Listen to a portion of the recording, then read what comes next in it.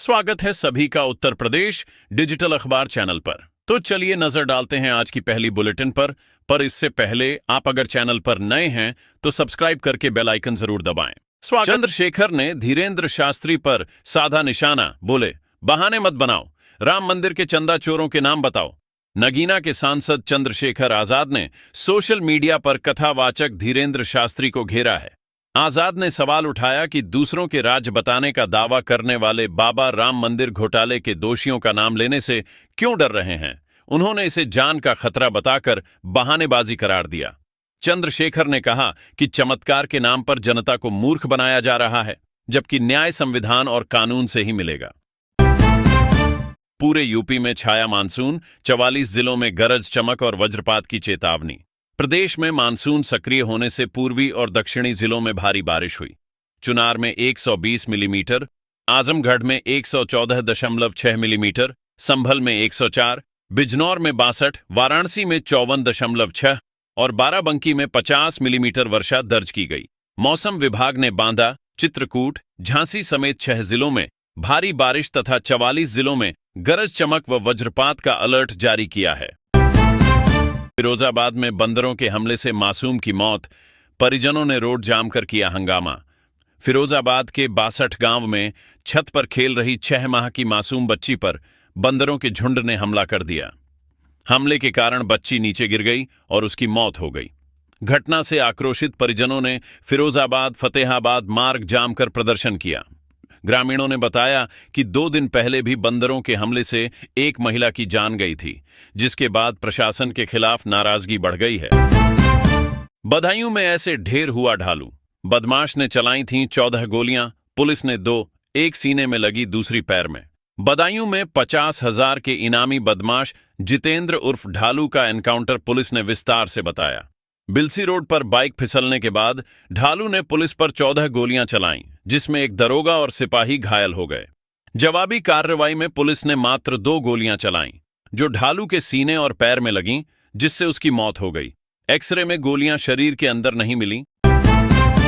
राम मंदिर चढ़ावा चोरी, बिना मानचित्र बन रहे आरोपी लवकुश के भवन पर प्राधिकरण ने थमाया नोटिस, होगी कार्रवाई। राम मंदिर चढ़ावा चोरी मामले के आरोपी लवकुश मिश्रा द्वारा पत्नी सुप्रिया मिश्रा के नाम पर बनवाए जा रहे 1000 वर्ग फुट से बड़े भवन पर अयोध्या विकास प्राधिकरण ने शिकंजा कसा है।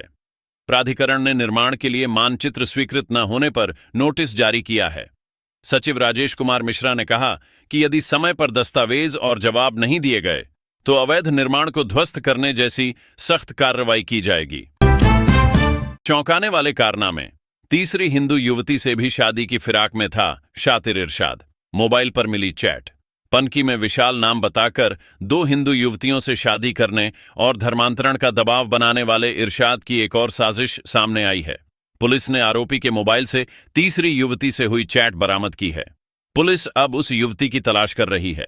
पहली पत्नी के शुक्रवार को बयान दर्ज किए जाएंगे, साथ ही दूसरी पत्नी से भी पूछताछ के लिए पुलिस की टीम उन्नाव भेजी जाएगी। रिश्ते शर्मसार, फौजी जेठ ने तमंचे के बल पर महिला से की हैवानियत, सहमी पीड़िता ने पुलिस को बताई घिनौनी करतूत। औरैया के अचलदा थाना क्षेत्र में एक महिला ने अपने फौजी जेठ सत्येंद्र यादव पर दुष्कर्म का आरोप लगाया है। पीड़िता का कहना है कि 3 जून की रात आरोपी ने घर में घुसकर तमंचे के बल पर उसे डरा धमकाकर दुष्कर्म किया। पुलिस ने तहरीर पर प्राथमिकी दर्ज कर मामले की जांच शुरू कर दी है और सैन्य अधिकारियों को भी घटना की सूचना दी जा रही है। राखी हुई शर्मसार, सगे भाई ने 2 साल की दरिंदगी, घर वालों ने नहीं किया यकीन, फिर वीडियो में दिखी हैवानियत। फतेहपुर के थरियांव थाना क्षेत्र में एक 25 वर्षीय भाई ने अपनी नाबालिग बहन को डरा धमकाकर 2 साल तक दुष्कर्म किया। जब परिजनों ने उसकी बात पर विश्वास नहीं किया तो पीड़िता ने सहेलियों की मदद से घटना का वीडियो बनाया। साक्ष्य सामने आने के बाद छोटी भाभी की तहरीर पर पुलिस ने प्राथमिकी दर्ज कर आरोपी को हिरासत में ले लिया है और किशोरी को मेडिकल परीक्षण के लिए भेजा है। हाईटेंशन लाइन की चपेट में आने से 2 सगी बहनें झुलसी, एक की मौत, दूसरी की हालत गंभीर। औरैया के सहायल थाना क्षेत्र के भितरा गांव में छत पर खेल रही 2 सगी बहनें हाईटेंशन बिजली लाइन की चपेट में आ गईं। हादसे में 8 वर्षीय गौरी की उपचार के दौरान मौत हो गई, जबकि 2.5 साल की अनाया की हालत गंभीर बनी हुई है। ग्रामीणों का आरोप है कि विद्युत विभाग को कई बार लिखित सूचना देने के बावजूद जर्जर लाइन को नहीं हटाया गया, जिससे यह दर्दनाक हादसा हुआ। शादी समारोह में खूनी संघर्ष।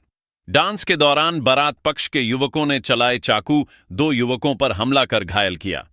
कन्नौज के सिकंदरपुर स्थित गेस्ट हाउस में शादी समारोह के दौरान डीजे पर डांस को लेकर बारात और वधू पक्ष के युवक आपस में भिड़ गए। विवाद बढ़ने पर बारातियों ने चाकू से हमला कर वधू पक्ष के सौरभ और अनुज को गंभीर रूप से घायल कर दिया। वारदात के बाद आरोपी मौके से फरार हो गए। पुलिस ने घायलों को अस्पताल में भर्ती कराकर मामले की जांच शुरू कर दी है। शिक्षक पात्रता परीक्षा में 84.76% उपस्थिति, 14 फर्जी परीक्षार्थी पकड़े गए। उत्तर प्रदेश में आयोजित शिक्षक पात्रता परीक्षा में 8,07,636 पंजीकृत अभ्यर्थियों में से 6,84,614 परीक्षार्थी शामिल हुए। परीक्षा के दौरान 14 फर्जी परीक्षार्थी पकड़े गए, जिनमें प्रथम पाली में 7 और द्वितीय पाली में 7 अभ्यर्थी शामिल थे। परीक्षा 60 जिलों के 955 केंद्रों पर एआई कैमरों की निगरानी में संपन्न हुई। लखनऊ कोचिंग अग्निकांड, एसआईटी जांच पूरी, मुख्यमंत्री के सामने रखी जाएगी रिपोर्ट, दोषियों पर जल्द होगी कार्रवाई। लखनऊ के अलीगंज स्थित गेमिंग जोन में आग लगने से 15 लोगों की मौत के मामले की एसआईटी जांच पूरी हो गई है।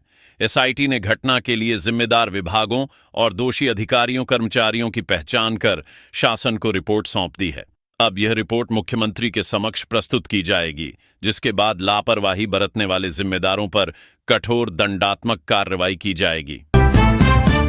राम मंदिर चढ़ावा चोरी, चंपत राय और अनिल को ट्रस्ट देगा कारण, बताओ नोटिस, जवाब के बाद ही होगी कार्रवाई।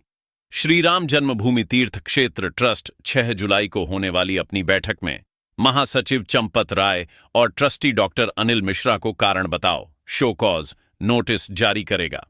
ट्रस्ट के बायलॉज के अनुसार किसी भी पदाधिकारी के खिलाफ कार्रवाई से पहले उनका स्पष्टीकरण सुनना अनिवार्य है। दोनों को अपना पक्ष रखने का पूरा अवसर दिया जाएगा। स्पष्टीकरण और लिखित जवाब पर विचार करने के बाद ही ट्रस्ट नियमानुसार और बहुमत की सहमति से कोई अंतिम निर्णय लेगा। राम मंदिर चढ़ावा चोरी, पर्ची खोली तो मुझे निपटा देंगे, धीरेन्द्र शास्त्री बोले। जिन्होंने भगवान को नहीं छोड़ा। राम मंदिर दान पात्र से चोरी के मामले पर आचार्य धीरेन्द्र कृष्ण शास्त्री ने कहा कि जो भगवान के घर में लूट कर सकते हैं वे किसी को नहीं छोड़ेंगे। उन्होंने कहा कि अक्सर इस तरह के मामलों में बड़े नाम निकल जाते हैं और छोटे लोग फंस जाते हैं। उन्होंने भारत की कानून व्यवस्था की तुलना मकड़ी के जाले से करते हुए कहा कि इसमें बड़े लोग आसानी से बच निकलते हैं। 936 ट्रेनिंग पार्टनर 1 लाख से अधिक युवाओं को देंगे एआई का प्रशिक्षण, जारी हुआ लक्ष्य आवंटन। उत्तर प्रदेश कौशल विकास मिशन ने वित्तीय वर्ष 2026-27 के लिए एआई फॉर ओनिल अभियान के तहत 1 लाख से अधिक युवाओं को अत्याधुनिक क्षेत्रों में प्रशिक्षित करने का लक्ष्य निर्धारित किया है। कुल 936 प्रशिक्षण प्रदाताओं को यह जिम्मेदारी सौंपी गई है, जिसमें 831 निजी व राजकीय और 105 औद्योगिक प्रदाता शामिल हैं। इस प्रक्रिया में पारदर्शिता के लिए एआई डैशबोर्ड कौशल दर्पण का उपयोग किया गया है। मुजफ्फरनगर में बंधुआ मजदूरी पर एनएचआरसी सख्त, मुख्य सचिव और डीजीपी को थमाया नोटिस। राष्ट्रीय मानवाधिकार आयोग ने मुजफ्फरनगर में पेपर प्लेट फैक्ट्री में 12 मजदूरों को बंधक बनाकर शोषण करने की घटना का संज्ञान लिया है। आयोग ने मुख्य सचिव और डीजीपी को नोटिस जारी कर 2 सप्ताह के भीतर विस्तृत रिपोर्ट मांगी है। मजदूरों के साथ मारपीट, शारीरिक शोषण और एक व्यक्ति की मौत के आरोपों के बाद आयोग ने डीएम को श्रम और रोजगार मंत्रालय की एसओपी के तहत जांच करने के निर्देश दिए हैं। राम मंदिर दान चोरी, मैकेनिक से मंदिर कर्मी बनते ही बदल गई लवकुश की जीवन शैली, जैसे खजाना लगा हो हाथ। पूरी कहानी। अयोध्या के राम मंदिर दान पात्र से गबन के आरोपी लवकुश मिश्रा की आर्थिक स्थिति में आए अचानक बदलाव की जांच चल रही है। करीब 1 साल पहले 18,000 रुपये मासिक वेतन पर नौकरी पाने वाले लवकुश ने फरवरी 2026 में 25 लाख रुपये मूल्य की जमीन खरीदी, जांच एजेंसियों को उसके घर से 14 लाख रुपए नकद मिले हैं और अब उसकी संपत्ति व आय के स्रोतों की गहन पड़ताल की जा रही है।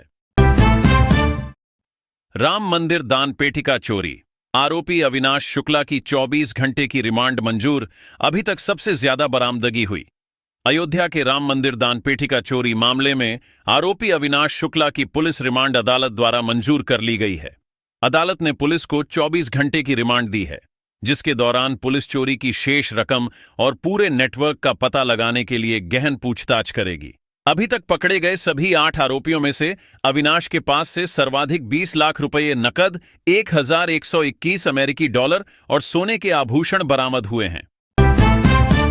यूपी चुनाव 2027 में सपा कांग्रेस के बीच कैसे होगा सीट बंटवारा, पता चल गई पार्टी के अंदर की बात। उत्तर प्रदेश में आगामी विधानसभा चुनाव को लेकर समाजवादी पार्टी और कांग्रेस के गठबंधन की राह आसान नहीं दिख रही है। शीर्ष नेतृत्व में बेहतर तालमेल के बावजूद कांग्रेस का एक धड़ा अब सीटों के समान बंटवारे की मांग कर रहा है।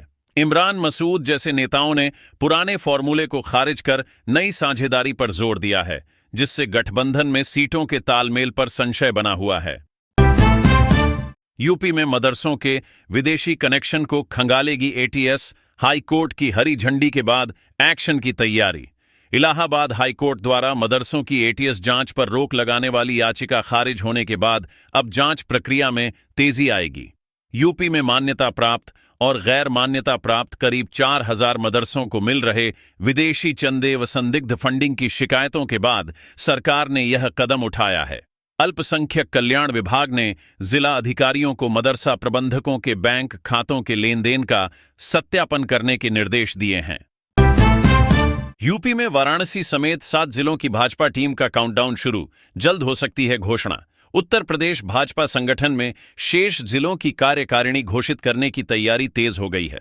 राष्ट्रीय अध्यक्ष नितिन नवीन के आगामी दौरे से पहले मेरठ, वाराणसी, गोरखपुर, देवरिया, अंबेडकर नगर, चंदौली और हाथरस समेत 9 जिलों के अध्यक्षों को सूची के साथ प्रदेश मुख्यालय बुलाया गया है।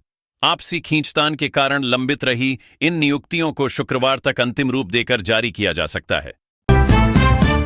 17 राउंड फायरिंग, सीने पर लगी गोली, बदायूं में 50 हजारी डकैत ढालू का ऐसे हुआ अंत। बदायूं के बहुचर्चित इस्लाम नगर डकैती कांड का मुख्य आरोपी 50,000 रुपए का इनामी डकैत जितेंद्र उर्फ ढालू पुलिस मुठभेड़ में मारा गया। बिलसी रोड पर हुई इस मुठभेड़ में कुल 17 राउंड फायरिंग हुई, जिसमें 14 गोलियां ढालू ने पुलिस पर चलाईं। आत्मरक्षा में पुलिस द्वारा किए गए 3 राउंड फायर में 2 गोलियां उसे लगीं, जो उसके सीने और पैर में धंसीं। मुठभेड़ में 2 पुलिसकर्मी घायल भी हुए। गोरक्ष नगरी को मॉडर्न रोड का नया मॉडल देगा जीडीए, बदलेगी शहर की तस्वीर। गोरखपुर विकास प्राधिकरण चंपा देवी पार्क से तारामंडल तक 18 करोड़ रुपए की लागत से 1.8 किलोमीटर लंबी आधुनिक सड़क का निर्माण करेगा। यह परियोजना भव्य गोरखपुर दिव्य गोरखपुर विजन का हिस्सा है। सड़क की चौड़ाई 12 से 24 मीटर तक होगी, जिसमें बेहतर यातायात, जल निकासी, फुटपाथ और हरियाली जैसी आधुनिक सुविधाएं शामिल होंगी। टेंडर प्रक्रिया पूरी हो चुकी है और जल्द ही निर्माण शुरू होगा। मुजफ्फरनगर में बंधुआ मजदूरी पर एनएचआरसी सख्त, मुख्य सचिव और डीजीपी को थमाया नोटिस। राष्ट्रीय मानवाधिकार आयोग ने मुजफ्फरनगर की एक पेपर प्लेट फैक्ट्री में 12 मजदूरों को बंधक बनाकर शारीरिक शोषण करने की घटना का संज्ञान लिया है। आयोग ने मुख्य सचिव एसपी गोयल और डीजीपी राजीव कृष्ण को नोटिस जारी कर 2 सप्ताह के भीतर विस्तृत रिपोर्ट मांगी है। फैक्ट्री से भागे एक मजदूर की शिकायत के बाद अन्य श्रमिकों को मुक्त कराया गया था, जिनकी मेडिकल जांच में गंभीर चोटों की पुष्टि हुई है। कानपुर के अस्पतालों में शुक्रवार की ओपीडी शेड्यूल, जाने किस अस्पताल में कौन से डॉक्टर मिलेंगे। कानपुर के प्रमुख सरकारी अस्पतालों में आज शुक्रवार को ओपीडी सेवाएं निर्धारित समय के अनुसार संचालित होंगी। इनमें एलएलआर अस्पताल, जीएसवीएसएस पीजीआई, उर्सुला अस्पताल, हृदय रोग संस्थान, मुरारी लाल चेस्ट चिकित्सालय और कांशीराम चिकित्सालय शामिल हैं। मरीजों को मेडिसिन, सर्जरी, हड्डी रोग, बाल रोग, ईएनटी, नेत्र रोग, न्यूरोलॉजी, कार्डियोलॉजी और यूरोलॉजी समेत विभिन्न विभागों में विशेषज्ञ चिकित्सकों का परामर्श मिलेगा। अस्पताल प्रशासन ने मरीजों को सलाह दी है कि समय से पंजीकरण कराकर पर्ची बनवा लें। वाराणसी में रोजगार मेला का इस दिन होने जा रहा है आयोजन। आप भी पा सकते हैं इन क्षेत्रों में नौकरी। वाराणसी के चौकाघाट स्थित क्षेत्रीय सेवायोजन कार्यालय में 4 जुलाई 2026 को निःशुल्क रोजगार मेला आयोजित होगा। इसमें NSS security services Tata Ranchi और गया एयरपोर्ट के लिए सिक्योरिटी गार्ड ऑफ ड्राइवर की नियुक्ति करेगी। इंटरमीडिएट उत्तीर्ण और 18 से 45 वर्ष के युवा इसमें शामिल हो सकते हैं। चयनित अभ्यर्थियों को 19,000 से 25,000 रुपये तक मासिक वेतन प्रदान किया जाएगा। कक्षा 12 की छात्रा श्रेया की बड़ी उपलब्धि, गन्ना हार्वेस्टर के डिजाइन को मिला पेटेंट, किसानों के लिए होगा उपयोगी। मेरठ के दीवान पब्लिक स्कूल की कक्षा 12वीं की छात्रा श्रेया सिंह को उनके नवाचारी 2-वे de trash sugarcane mini harvester design के लिए भारत सरकार से पेटेंट प्राप्त हुआ है। ये उपकरण छोटे किसानों के लिए गन्ने की कटाई और सफाई को आसान बनाएगा। सरकार के पेटेंट कार्यालय ने इस डिजाइन को संख्या 4901340001 के तहत पंजीकृत किया है, जो 10 अप्रैल 2026 को आधिकारिक जर्नल में प्रकाशित हो चुका है। यूपी में 252 की जगह अब श्रमिकों को मिलेंगे 300 रुपए, केशव प्रसाद मौर्य ने बताए योजना के लाभ। उत्तर प्रदेश में विकसित भारत गारंटी फॉर रोजगार एवं आजीविका मिशन ग्रामीण यानी वीबीजी रामजी योजना का शुभारंभ हुआ है। इस नई योजना के तहत श्रमिकों की दैनिक मजदूरी 252 रुपये से बढ़ाकर 300 रुपये कर दी गई है। साथ ही रोजगार के गारंटीकृत दिनों को 100 से बढ़ाकर 125 दिन कर दिया गया है। उप मुख्यमंत्री केशव प्रसाद मौर्य ने बताया कि अब मजदूरी का भुगतान 7 दिनों के भीतर सुनिश्चित किया जाएगा। विद्युत नियामक आयोग का टैरिफ आदेश में सख्त फैसला, वर्टिकल व्यवस्था और ग्रामीण उपभोक्ताओं को राहत के मुद्दे पर खड़े निर्देश। उत्तर प्रदेश विद्युत नियामक आयोग ने राज्य के करोड़ों उपभोक्ताओं के हित में कड़े निर्देश जारी किए हैं। आयोग ने प्रदेश में लगे 90 लाख स्मार्ट प्रीपेड मीटरों की गुणवत्ता पर चिंता जताते हुए सभी विद्युत वितरण कंपनियों को 5% चेक मीटरों की जांच और गुणवत्ता परीक्षण की रिपोर्ट तत्काल प्रस्तुत करने को कहा है। प्रत्येक जिले और एएमआईएसपी के आधार पर अलग अलग एक्यूरेसी टेस्ट रिपोर्ट मांगी गई है, ताकि मीटरों की कार्यप्रणाली का निष्पक्ष मूल्यांकन हो सके। मिर्जापुर में कर्मचारी से 2.5 लाख रुपए की लूट, बदमाशों ने टायर में मारी गोली, पुलिस ने की नाकेबंदी। मिर्जापुर के मड़िहान थाना क्षेत्र में पल्सर सवार 2 अज्ञात बदमाशों ने मिलन थ्रेड कंपनी के कर्मचारियों से 2.5 लाख रुपए लूट लिए। कर्मचारी कलेक्शन कर मैजिक गाड़ी से लौट रहे थे, तभी बेला जंगल के पास बदमाशों ने गाड़ी के टायर में गोली मारकर उसे रोक दिया। बदमाशों ने रुपयों से भरा बैग लूट लिया और फरार हो गए। पुलिस ने मुकदमा दर्ज कर नाकेबंदी कर दी है और सीसीटीवी फुटेज खंगाल रही है। यूपी कांग्रेस के नए प्रभारी बोले, पार्टी को बराबर का हक चाहिए, राम मंदिर चंदा चोरी पर पीएम मोदी चुप क्यों हैं? उत्तर प्रदेश कांग्रेस के नए प्रभारी राजेंद्र पाल गौतम ने सपा कांग्रेस गठबंधन पर स्पष्ट कहा है कि राज्य में पार्टी को बराबर का हक चाहिए। लखनऊ में प्रेस कॉन्फ्रेंस के दौरान उन्होंने भाजपा सरकार पर निशाना साधते हुए राम मंदिर दान पात्र में चोरी को गंभीर मुद्दा बताया और प्रधानमंत्री की चुप्पी पर सवाल उठाए। उन्होंने आरोप लगाया कि मंदिर चंदा घोटाले के तार दिल्ली तक जुड़े हैं और केवल छोटे कर्मचारियों को बलि का बकरा बनाया जा रहा है। साथ ही उन्होंने बसपा सुप्रीमो मायावती से व्यक्तिगत संबंध होने की बात कही और दलित विरोधी मानसिकता का आरोप लगाते हुए भाजपा को धोखे की सरकार करार दिया। योगी सरकार ने प्रदेशवासियों को दी राहत, नहीं बढ़ेंगे बिजली के दाम, 32,673 मेगावाट आपूर्ति का नया रिकॉर्ड बना। उत्तर प्रदेश सरकार ने वित्तीय वर्ष 2026-27 के लिए बिजली दरों में कोई वृद्धि न करने का निर्णय लिया है। लगातार 7वें वर्ष बिजली की दरें स्थिर रहने से राज्य के 3.5 करोड़ से अधिक उपभोक्ताओं को राहत मिलेगी। ऊर्जा मंत्री ए.के. शर्मा के अनुसार भीषण गर्मी के दौरान प्रदेश में 32,673 मेगावाट बिजली आपूर्ति का नया रिकॉर्ड दर्ज किया गया है। सरकार शहरों से लेकर गांवों तक 24 घंटे निर्बाध बिजली उपलब्ध कराने के लिए प्रतिबद्ध है। मुजफ्फरनगर में होमगार्ड हत्याकांड में दोषी को फांसी की सजा, 1,10,000 रुपए का अर्थदंड भी लगाया। मुजफ्फरनगर की फास्ट ट्रैक कोर्ट 3 ने 4 जून 2020 को हुई होमगार्ड रतिराम की हत्या के मामले में दोषी दीपक को फांसी की सजा सुनाई है। अदालत ने उस पर 1,10,000 रुपये का अर्थदंड भी लगाया है। घटना के समय ड्यूटी पर तैनात रतिराम और कांस्टेबल इस्लाम अली ने आरोपी को उसकी मां के साथ मारपीट करते समय रोकने का प्रयास किया था, जिस दौरान दीपक ने उन पर चाकू से हमला कर दिया था। उपचार के दौरान रतिराम की मृत्यु हो गई थी। अभियोजन पक्ष द्वारा 13 गवाहों और साक्ष्यों को पेश किए जाने के बाद न्यायाधीश रवि कुमार दिवाकर ने यह निर्णय सुनाया। अलीगढ़ में सड़क हादसे में बच्चे की मौत, गुस्साए ग्रामीणों ने ट्रैक्टर ट्रॉली में लगाई आग, सड़क पर लगाया जाम। अलीगढ़ के थाना चंडौस क्षेत्र में ट्रैक्टर ट्रॉली की चपेट में आने से 11 वर्षीय वंश प्रताप की मौके पर ही मौत हो गई। हादसे के बाद आक्रोशित ग्रामीणों ने ट्रैक्टर ट्रॉली में आग लगा दी और सड़क जाम कर विरोध प्रदर्शन किया। पुलिस प्रशासन ने मौके पर पहुंचकर स्थिति को नियंत्रित किया और परिजनों से वार्ता कर जाम खुलवाने का प्रयास किया। क्षेत्र में सुरक्षा व्यवस्था बढ़ा दी गई है। पहले दिन की परीक्षा संपन्न। लखनऊ में दोनों पालियों में 28,116 अभ्यर्थी हुए शामिल। उत्तर प्रदेश शिक्षक पात्रता परीक्षा यूपी टेट 2026 का पहला दिन शांतिपूर्ण ढंग से संपन्न हुआ। लखनऊ में कुल 28,116 अभ्यर्थी परीक्षा में शामिल हुए, जो पंजीकृत अभ्यर्थियों का लगभग 71.23% है। रायबरेली और फर्रुखाबाद में भी कड़ी सुरक्षा और बायोमेट्रिक जांच के बीच परीक्षा आयोजित की गई। डीएम और एसपी ने विभिन्न केंद्रों का निरीक्षण कर व्यवस्थाओं का जायजा लिया। परीक्षा 2 से 4 जुलाई तक आयोजित की जा रही है। गोरखपुर डॉग स्क्वाड के जांबाज उत्तम का निधन। पुलिस लाइन में दी गई भावभीनी श्रद्धांजलि, राजकीय सम्मान के साथ हुआ अंतिम संस्कार। गोरखपुर पुलिस श्वान दस्ते के जांबाज सदस्य उत्तम का निधन हो गया है, जिससे पुलिस महकमे में शोक की लहर है। वर्ष 2012 में मध्य प्रदेश से प्रशिक्षण प्राप्त कर गोरखपुर पुलिस में शामिल हुए उत्तम ने वीआईपी सुरक्षा और संवेदनशील स्थानों की जांच में अहम भूमिका निभाई थी।